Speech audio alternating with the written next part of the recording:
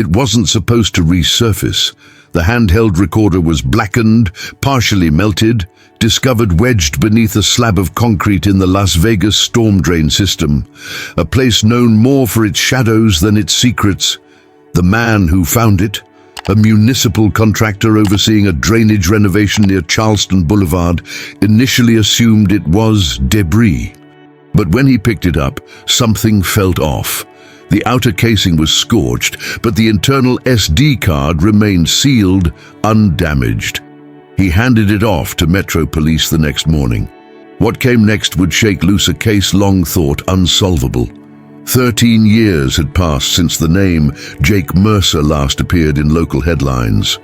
Once a freelance journalist obsessed with fringe communities and urban survivalism, Jake was known for venturing into places few dared to enter, none more infamous than the labyrinthine storm tunnels beneath Las Vegas. His articles often described the mole people who lived in makeshift camps far below the neon haze of the Strip, where day and night blurred into a damp, echoing black. He disappeared in June of 2012. Jake had told colleagues he was preparing an exposé on escalating drug trade within the tunnels, hinting at a possible connection between off-grid encampments and a rising trend of untraceable overdoses. The week before he vanished, he'd sent cryptic messages to 2 editors, referencing a source who doesn't sleep above ground, and a ledger with initials. No one took it seriously. Then he missed a meeting, then a deadline, then nothing. When his apartment was eventually opened by police, they found everything intact: keys on the table, wallet in a drawer, laptop open to a partially written draft. The last confirmed sighting of Jake was a grainy surveillance still, 10:42 p.m., June 18, 2012, entering a service hatch behind the Tropicana. He was alone, carrying a backpack and a small LED lantern. The footage ends there. For weeks, volunteers and officers combed the tunnels, dogs were deployed. The local homeless population was questioned, some cooperative, others evasive. A few claimed to have seen him. One man, who went by the name Skids, described Jake being pulled into a side tunnel by a tall figure in a dark hoodie. Another recounted hearing screams days later, echoing under the thunder of flash floods. No body was ever found. With no leads and no confirmed crime, the case went cold until now. The SD card from the recorder, when decrypted, contained 4 audio files. The final one, timestamped 2:17 a.m., June 19, 2012, ended abruptly. Experts at the Digital Forensics Lab managed to recover 74 seconds of degraded audio. The last 10 seconds feature a frantic shuffling sound, and Jake's voice whispering something barely audible. "I shouldn't have followed him." That voice, that name, that whisper.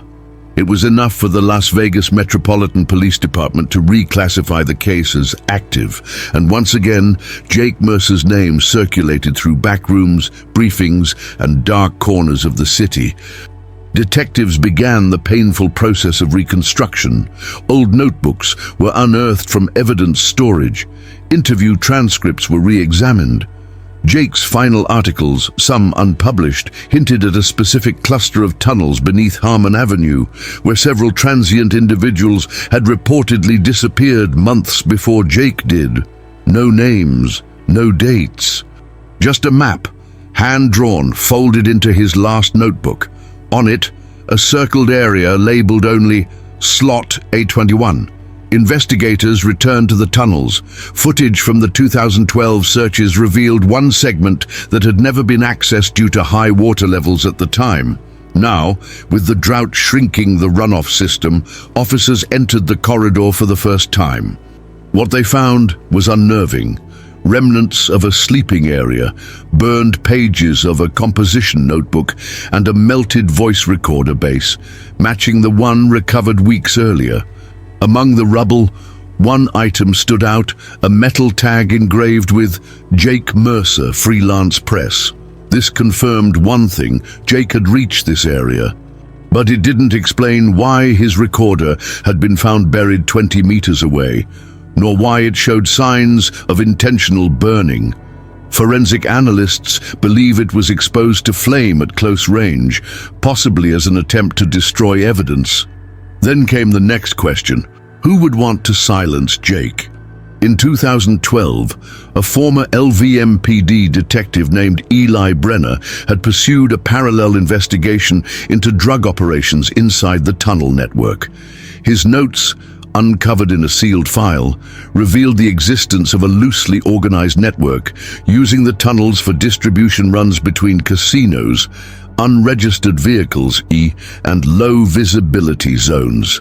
One name appeared repeatedly in Brenner's records: Jared Lowe, a former casino employee turned street-level fixer, who vanished in 2014 under suspicious circumstances. Now, in 2025, Brenner, long retired, was contacted again, and he agreed to speak. According to him, Jake had once visited him off the record, asking about Lowe and a missing woman referred to only as Sierra. Brenner recalled Jake being nervous, not paranoid, but careful. He asked specifically about internal affairs files on tunnel activity. Brenner didn't share anything then. Now, 13 years later, he wished he had. The discovery of the recorder not only reignited the investigation, it reshuffled the board. Jake hadn't simply disappeared. He'd walked into something much darker than anyone realized. And just as investigators prepared to track down anyone linked to that 2012 map, something else surfaced. From the city archives, a construction company's blueprint dating back to 1999 revealed an undocumented maintenance corridor branching off from slot A21, sealed after a 2003 fire and officially marked as inaccessible. But forensic engineers now confirmed someone had reopened it. From the inside, the blueprint was authentic. Archived and overlooked for years, it showed a sealed-off annex beneath the Harmon Avenue sector, a narrow shaft, not part of any current infrastructure. The maintenance corridor was listed as condemned after fire risk and hadn't been entered since 2003. But the presence of soot-streaked walls and heat-warped metal near the discovery site of Jake Mercer's recorder now made grim sense. Someone had been there, and the corridor hadn't remained sealed. Within 48 hours, the Las Vegas Police Department's Cold Case Division authorized a targeted search. Underground engineers, detectives, and forensic specialists geared up and descended into the heat-choked maze. According to the structural map, the shaft in question split off at a low junction, impossible to reach during the original 2012 search due to rising groundwater levels. Now, drained and exposed, it told a different story. They found it, a 3-meter breach behind rusted sheet metal, partially reinforced with discarded cinder blocks and tarpaulin. Inside, the air was heavy, toxic even. Carbon scoring lined the concrete, and remnants of synthetic materials melted into the walls. It was a makeshift shelter, or perhaps a trap. Among the detritus, burnt clothing fragments, several food cans with expiry dates between 2011 and 2012, and one piece of direct relevance, a scorched press badge, fused to the melted handle of a flashlight. Though the name was unreadable, the serial code matched that issued to Jake Mercer by the National Investigative Reporters Association. The lab would later confirm a partial DNA sample on the badge's lanyard, consistent with a maternal relative of Mercer's. This was the first biological evidence confirming he had been there. But how long had he survived? Who else knew about this corridor? Forensics worked quickly. Luminol revealed biological traces on the back wall, faint but present. There were signs of restraint, impressions consistent with zip ties, and splintered wood marked with pressure points at ankle height. One investigator whispered it aloud, though the word didn't appear in the final report: detainment. The new evidence reframed the timeline. Flashback to June 17th, 2012. Jake had sent one last email to editor Marcus Dale at the Desert Observer. It was short, no greeting, no signature, just 5 words. Don't trust the first voice. The email was never followed up. Dale, re-interviewed in light of the renewed investigation, admitted something he hadn't previously shared. Jake had been receiving anonymous tips via prepaid burner phones. A number he provided matched a device last pinged near Paradise Road 3 days before the disappearance. Records from a local payphone confirmed a call placed to Jake's cell at 10:01 p.m., 41 minutes before he entered the tunnel. The recipient of that call was believed to be a man Jake had referred to in his notes only as Shiv. Detectives had long assumed this was a pseudonym, but surveillance archives unearthed from an old casino security system near the Tropicana finally put a face to the name.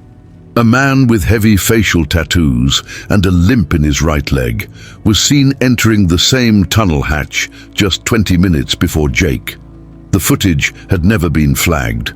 No missing persons report was filed for the man, and his identity remained unknown until now. Using facial recognition, investigators matched him to a parole, Rafael Shiv Renteria, a former enforcer for a now-defunct street gang that operated along the I-15 corridor. His rap sheet included extortion, battery, and weapons charges.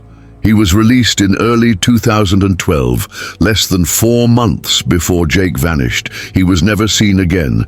Detectives now believed Jake may have followed Shiv or been lured by him into the tunnels that night. But for what purpose? A breakthrough came in the form of a missing police interview transcript from July 2012. Buried in a supplemental evidence box, it contained a statement from a woman named Lena North, a former outreach volunteer who ran food distribution events for the unhoused living in the tunnels. In her handwritten statement, Lena claimed she'd met Jake on June 12th, 5 days before his disappearance, and that he was acting paranoid. According to her, he mentioned a man with a ledger and a group that wasn't supposed to be there.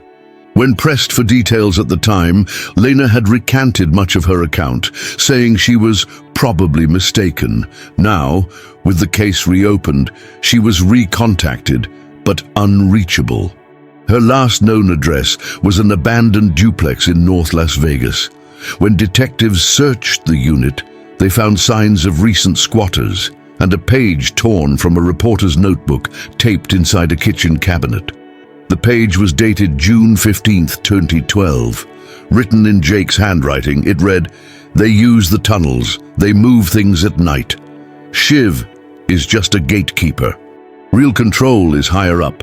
The names in the ledger, I've seen one before, worked for the city in Zone 9. Detectives now had a working theory. Jake had uncovered an illicit trafficking route using the tunnel system as a blind spot for the transfer of contraband, possibly weapons, possibly narcotics, with ties to former city employees. The burned recorder and badge suggested someone had tried to erase what he documented. But if Jake had been silenced, where was his body? The answer might have remained buried were it not for one final clue, found on the audio file from the recorder. At exactly 37 seconds in, there was an interference spike, a brief fragment of crosstalk from another radio source. Specialists enhanced the sound. A single word emerged, faint but clear, Sierra, the same name Jake had once mentioned to retired Detective Brenner in 2012. Now, investigators had a person of interest, not just a code name, not just a footnote. Sierra was real, and somewhere in the network beneath Las Vegas, she might still hold the truth of what happened to Jake Mercer. The name Sierra wasn't found in any public reports connected to the original investigation. No social worker, no city official, no journalist by that name had been interviewed in 2012. She had been nothing more than a whisper, a single mention in Jake Mercer's notes, and a fading vocal blip in an audio file scorched nearly beyond recognition.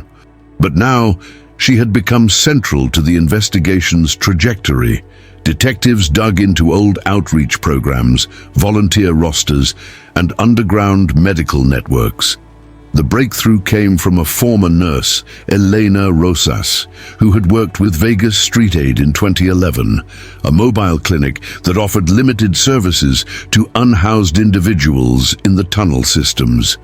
According to Rosas, there was a woman known as Sierra who volunteered occasionally, young, mid-20s, pale, with reddish-brown hair and a soft southern accent. No one knew her real name. She refused photographs. She was always moving, never staying long in one tunnel sector. She came to help, Elena recalled, but she was hiding from something, or someone. Using this vague description, investigators scanned missing person reports from 2008 to 2015. 3 partial matches. One stood out. Sierra Ann LeClaire, reported missing in 2009 in Phoenix, Arizona. Last seen traveling to Las Vegas, aged 24 at the time. Estranged from her family, the case had gone cold after 2 years with no leads. There were no confirmed sightings until now. A facial comparison between her last known DMV photo and an image pulled from an abandoned security feed at a Greyhound terminal near East Fremont showed a possible match. Date, June 16, 2012. Just 2 days before Jake Mercer disappeared. That placed her in the city, within walking distance of the service hatch Jake used to enter the tunnels. What was her connection to Jake? The team returned to Jake's old apartment files, his cloud backups, raw drafts, and audio logs. In one undeveloped recording labeled Voice Test 04 Wave, Jake rehearses his narration for an article. At minute 3:41, he interrupts himself, and Sierra says, "If I publish her name, she's dead. So, I won't. Not unless she disappears first. And if she does, start with Shiv, he's the key." It was the only direct reference, but it confirmed 2 things. She was his source, and she was in danger. Police now operated under a new theory. Sierra had contacted Jake with information related to the trafficking operation rumored to use the tunnels. She may have been involved, possibly coerced, possibly complicit.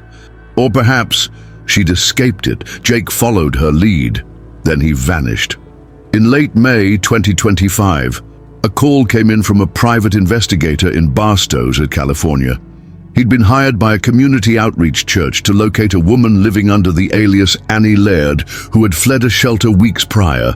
She matched the description of Sierra LeClaire almost perfectly. The church, unaware of her real identity, had no idea she was connected to an active cold case.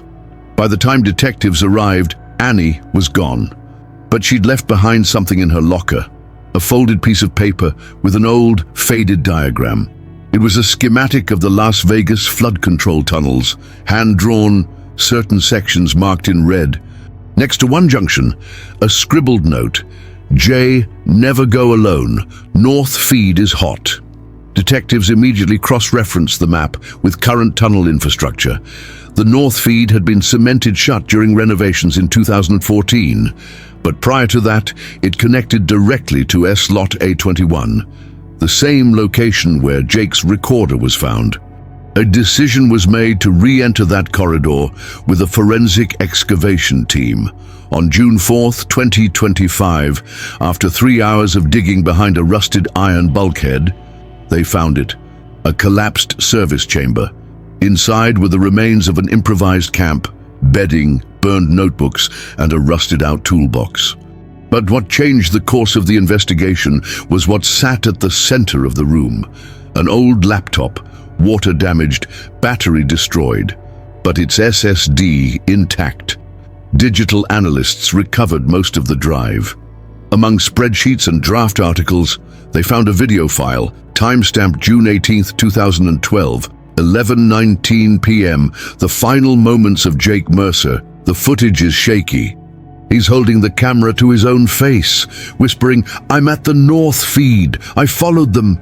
They know. I think they're listening. Sierra was right. It's not just the dealers. Someone above is moving the permits. Cityside. Shiv handed off the..." Inaudible. If anyone finds this, look under slot A21. There's... A sound interrupts him. A metallic clang. Jake looks away from the camera. There's a brief flash of light, then darkness. The file ends. No follow-up footage, no location tag, just the silence that had held for 13 years. The evidence was compelling, but still inconclusive. Jake's body had never been found. Sierra was still at large. And those behind the operation, if it even existed at the scale Jake believed, had left almost no trace. Still, the case had new life, and so did the questions. If Sierra Leclerc was alive, what was she running from? And who, in the city's long-forgotten records, had something to gain from keeping the tunnels dark? In July 2025, investigators finally got a lead they hadn't expected. A homeless outreach volunteer near the Whitney Wash flood channel reported seeing a woman matching the description of Sierra Leclerc, thin, pale, mid-30s, with uneven reddish hair and a limp. She'd shown up at a food station asking for sterile bandages and water, muttering to herself about the North Access and the blue van. By the time authorities arrived, she had vanished again. But the tip was enough to refocus surveillance on tunnel sectors previously ignored. 3 weeks later, during a heat alert patrol, officers found a fresh camp beneath the Maryland Parkway overpass. Among the scattered possessions, a blanket, a cracked phone, and torn documents was a waterproof envelope. Inside, a single sheet of notepaper with 5 names. 4 were known, deceased or incarcerated individuals connected to narcotics transport. The 5th was different. G. Lansing, a former zoning coordinator in the Department of Public Works, retired in 2013. No prior connection to the investigation. Until now. Detectives pulled Lansing's personnel files. One transfer request stood out. A 2011 permit approval for construction rerouting near the Tropicana tunnel sector. It had been fast-tracked despite safety violations. The contractor assigned was Copper Sun LLC, a shell company now dissolved. Its registered agent, Jared Lowe, the same man Jake had investigated, the same man presumed dead in 2014. His body, incidentally, was never recovered either. This new connection suggested a framework: corrupt zoning approvals, tunnel access repurposed for covert transport, individuals like Lowe facilitating movement, and people like Shiv enforcing silence. Jake Mercer had gotten too close. Sierra Leclerc had lived among them, and G. Lansing might have been the bureaucratic piece no one ever looked at. But none of this was conclusive without testimony, and Sierra was still missing. In September, a fire broke out in a neglected tunnel sector near Nellis Boulevard. Investigators arrived to find charred bedding, melted plastic containers, and a partially burned backpack. Inside it, miraculously preserved within a foil-lined pouch, was a second SD card. The card contained 4 folders: photos, contact logs, short audio memos, and one final document. Dated June 17, 2012, and titled 4J. It was Sierra's letter to Jake. "You asked why I didn't just leave. You still think this is about drugs. It's not. It's movement, clean routes, clean transfers. No lights, no licenses. They're using the flood system like arteries. I'm giving you names because you believe this can be changed, but don't follow Shiv. Don't go alone. If this ends badly, tell them I wasn't part of it. Not at first." The handwriting was verified. The voice in the audio logs confirmed. It was Sierra, but she never surfaced again. To this day, her body has not been found, nor Jake's. G. Lansing was brought in for questioning. He declined to speak, invoking his rights. No formal charges were filed, insufficient evidence, no witnesses. And the tunnels, the entrances have been sealed in parts, rerouted in others, but they remain vast, echoing, and largely invisible beneath the strip's neon skin. The case is no longer marked cold. It's pending. Jake Mercer's legacy lives in a file drawer in the Clark County Justice Center, labeled Tunnel Operation, Unresolved. His recorder, now restored, is kept in the Metro Evidence Vault under restricted access. It's no longer just a burned object. It's proof that something happened down there. A journalist vanished. A story was buried. And a city, glittering above ground, still hides a silence far deeper below.